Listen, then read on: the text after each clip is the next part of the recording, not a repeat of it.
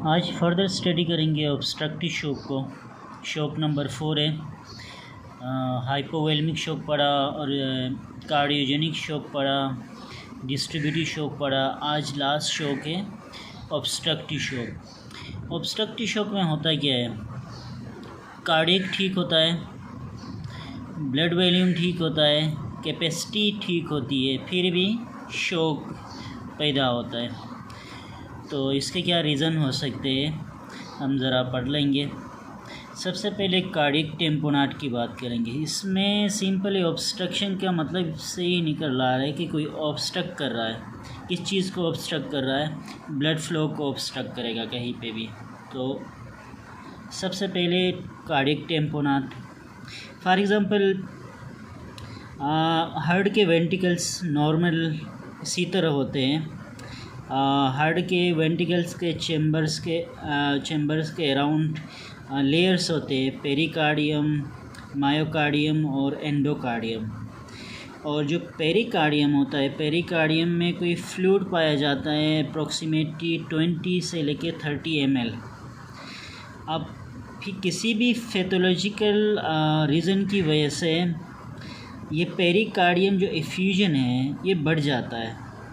कोई भी रीज़न हो सकता है, बढ़ के इतना ज़्यादा बढ़ जाता है कि ये जो वेंट्रिकल्स है वो बहुत छोटे हो जाते हैं। ये जो मैंने यहाँ पे लिखे हुए फिर भी बड़े नज़र आ रहे हैं। ये वेंट्रिकल इतने छोटे होते हैं कि तो कार्डियक जो इनपुट आता है, पहले दिल में जो रिटर्न आता है, एक तो वो एक्सेप्ट नहीं करता है, और दूसरी बात जब यहाँ एक्सेप्ट ही नहीं करेगा ये वेंट्रिकल, राइट वेंट्रिकल, तो पल्मोनरी सर्कुलेशन में क्या भेजेगा? फिर ऑक्सीजनेट होके भी ब्लड कम आ जाएगा, मिनिमम आएगा, तो लेफ़्ट वेंट्रिकल उतना ही फेंकेगा जितना आया है। तो जो बॉडी की रिक्वायरमेंट है वो पूरी नहीं होती है कार्डियक टेम्पोनाट में। कार्डियक टेम्पोनाट इसको नहीं कह सकते जस्ट अगर वेंट्रिकल में कोई मसला है, कार्डियक आउटपुट कम हो, लेकिन कार्डियक टेम्पोनाट के कुछ इंडिकेशंस है। अगर बहुत ज़्यादा पेरिकार्डियल इन्फ्यूजन हुई है और वेंट्रिकल्स बिल्कुल मतलब टाइम ही नहीं मिलता है न इनको स्टोर करने के लिए ब्लड और न ही इजेक्ट करने के लिए, तो इनके 3 बहुत इम्पोर्टेंट साइन हैं। सबसे पहला जो साइन होता है इंक्रीज़ जेवीपी। जेवीपी का मतलब जुगुलर वीनस प्रेशर जो होता है वो इंक्रीज़ होता है। क्यों इंक्रीज़ होता है? इसके अंदर ब्लड आना है। किससे आना है? इंफीरियर और सुपीरियर वेना कवा से। जब ये इसके अंदर इंटर नहीं होगा, क्यों नहीं होगा? क्योंकि ये एक्सेप्ट ही नहीं कर रहा है, तो वापस एक प्रेशर एक्सर्ट कर देगा ये। इसे कहते हैं जेवीपी, जुगुलर वीनस प्रेशर या पल्सेशन।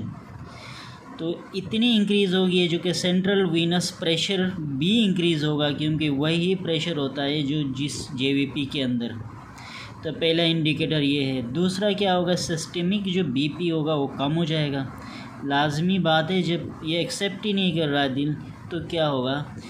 जब रिटर्न नहीं आ रहा है तो कार्डियक क्या दे देगा, वापस आउटपुट कम होगा, जिसकी वजह से बीपी कम हो जाएगा। तीसरा है डिस्टेंटेड हार्ट साउंड। जो हार्ट साउंड सुनेंगे हम S1 S2, ये बहुत हमें डिस्टेंटेड मिलेंगे, तो ये इंडिकेट करता है ये तीनों चीज़ें कि ये कार्डियक टेम्पोनाट है। कार्डियक टेम्पोनाट बिल्कुल टाइम नहीं देता है मरीज़ को, बहुत जल्द कार्डियोवैस्कुलर डिस्फंक्शन में या शटडाउन की तरफ ले जाता है। ये एक ऑब्स्ट्रक्टिव शॉक कहलाता है। Cardiac tamponade is a cause of obstructive shock. अब दूसरा पढ़ते हैं टेंशन नीमोथोरेक्स। नीमोथोरेक्स हमें पता है किसी भी रीज़न की वजह से प्यूरल इफ्यूजन होती है, प्यूरल इफ्यूजन ही कह सकते हैं। जो प्यूरल कैविटी है, जैसे एन एग्ज़ाम्पल अगर ये लंग्स पेरेंकाइमल है अंदर वाला, इसके साइड में रेड से मैंने जो 2 लाइनें खींची है, ये प्यूरल कैविटी के लेयर्स है। इस एक लेयर जो बिल्कुल लंग्स के साथ अटैच है इसे विसरल लेयर कहा जाता है, और जो बिल्कुल अलग है जो चेस्ट वॉल्व के साथ अटैच है इसे पाराइटल लेयर कहा जाता है। इनके बीच में कोई स्पेसिफिक इतना कोई गैप नहीं है, फिर भी थोड़ा सा गैप है और इसके अंदर नेगेटिव प्रेशर पाया जाता है और थोड़ा सा फ्लूइड भी पाया जाता है। किसी भी रीज़न की वजह से अगर इसके अंदर पॉजिटिव एयर जाता है और एयर अंदर जाके ट्रैप होता है, वापस नहीं आता है। फॉर एग्ज़ाम्पल अगर हम सांस निकालेंगे तो ये जो लंग्स है ये क्या होगा, छोटा हो जाता है। जो ये छोटा होगा तो बाहर से मौका मिलता है, अगर कोई इंजरी हुई है, पेनिट्रेटिंग इंजरी है, ट्रॉमेटिक इंजरी है या कोई भी टाइप का इंजरी है, टाइम मिलता है अंदर एयर चला जाता है। जो ही हम सांस लेते हैं वापस तो क्या होता है, लंग्स फूलते हैं, तो ये जो एयर बाहर जाना चाहिए जो आया है वापस नहीं जाता है। फिर फर्दर दोबारा अगर एक्सपायरेशन पर सांस निकालेंगे तो दोबारा इंटर होता है, तो इसे कहते हैं टेंशन न्यूमोथोरैक्स। ये होता ये है कि इसके अंदर रास्ता तो है एयर जाने के लिए प्यूरल कैविटी के अंदर, लेकिन वापस नहीं जाता है। तो एंड रिज़ल्ट ये होता है कि जो लंग्स की हालात ये कर देता है, बहुत छोटा कर देता है।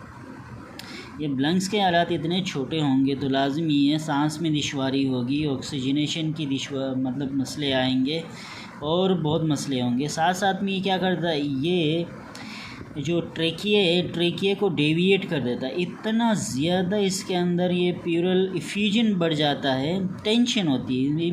टेंशन का मतलब इसी से आया हुआ कि इसके अंदर से जो प्रेशर है वो रिलीज़ नहीं होती, वो टेंशन बढ़ता जाता है। आहिस्ता आहिस्ता क्या कर देता है, ये ट्रेकिया को भी डेविएट कर देता है। और ट्रेकिया जब डेविएट होगा, इसके साथ साथ क्या होता है, कार्डियक के जो इंफीरियर वीना कावा, सुपीरियर वीना कावा जो दिल तक ब्लड लेके आ रहे हैं, तो वो क्या होंगे, ऑब्स्ट्रक्ट होंगे। तो मेन ऑब्स्ट्रक्शन कोज क्या हो सकता है, ये ऑब्स्ट्रक्ट कर देता है दिल को, और दिल को भी छोटा कर देता है और एक साइड पे कर देता है। अगर ये लेफ़्ट साइड पे है तो दिल को राइट साइड पे धकेल देगा, राइट साइड पे अगर है तो लेफ़्ट साइड पे धकेल देगा। और जो वीना कावा है उसको इतना कंप्रेस करेगा कि कार्डियक इनपुट आएगा ही नहीं। तो ये क्या है, ऑब्स्ट्रक्टिव शॉक है। किसकी वजह से, टेंशन न्यूमोथोरैक्स की वजह से।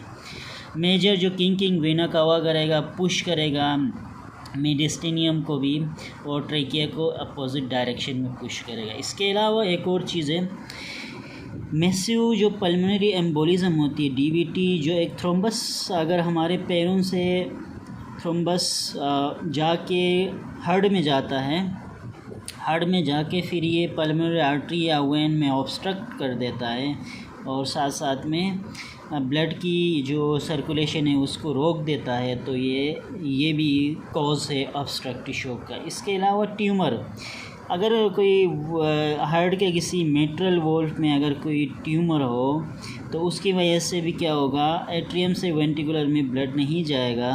तो जब ब्लड नहीं जाएगा तो ऑब्स्ट्रक्शन आएगी, तो क्या होगा, शॉक होगा। ये जो मेट्रल वॉल्व में कोई अगर ट्यूमर होता है उसे क्या कहते हैं, एट्रियल